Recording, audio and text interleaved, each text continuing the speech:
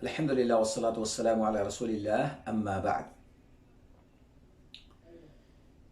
قال النبي صلى الله عليه وسلم: كل مولود يولد على الفطرة فأبواه يهودانه أو ينصرانه أو يمجسانه. ہر بچہ فطرت اسلام پر پیدا ہوتا ہے، پھر اس کے ماں باپ اس کو یا تو یہودی بنا دیتے ہیں یا نصرانی بنا دیتے ہیں یا مجوسی بنا دیتے ہیں۔ الحمدللہ ہم اسلامی گھرانے میں پیدا ہوئے اور ہمارے ماں باپ مسلمان تھے، ہم مسلمان ہیں۔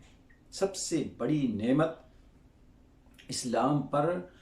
پیدا ہو کر کے اسلام پہ باقی رہنا۔ ہر بچہ اسلام پر پیدا ہوتا ہے، اس بڑی نعمت کے ساتھ وہ آتا ہے، لیکن اصل جو کردار بچوں میں ہوتا ہے وہ یہ ان کے ماں باپ کا۔ ان کے ماں باپ کیا ہیں، ان کے ماں باپ کس دین کے ماننے والے ہیں۔ اس کے بعد وہ اپنے بچوں کو اپنے اسی دین میں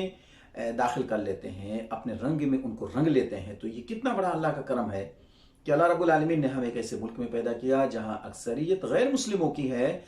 اور ایسے بیچ میں اللہ تعالیٰ نے ہمیں اسلامی گھرانے میں پیدا کیا۔ اس کے بعد پلس وہ گھر کہ جو کتاب و سنت کے ماننے والے، یعنی ان کے اندر شرک و بدعت کی جو بیماریاں اکثر مسلمانوں کے گھروں میں داخل ہیں، ان بیماریوں سے بھی اللہ تعالیٰ نے ہمیں محفوظ رکھا کہ ہم ایسے گھر میں پیدا ہوئے کہ جو گھرانہ کتاب و سنت کے مطابق عمل کرنے والا، شرک و بدعت سے دور رہنے والا، اور یہ ایسے شرک کے کام جو اگر ہم تھوڑا سا جائزہ لیں اور ملا کر کے دیکھیں تو غیر مسلموں کے پاس جو شرک ہے اس سے ڈینجر شرک ہمارے مسلمان بیشتر ایسے لوگ ہیں کہ جن کے یہاں وہی شرک پایا جاتا ہے جو غیر مسلموں میں پایا جاتا ہے۔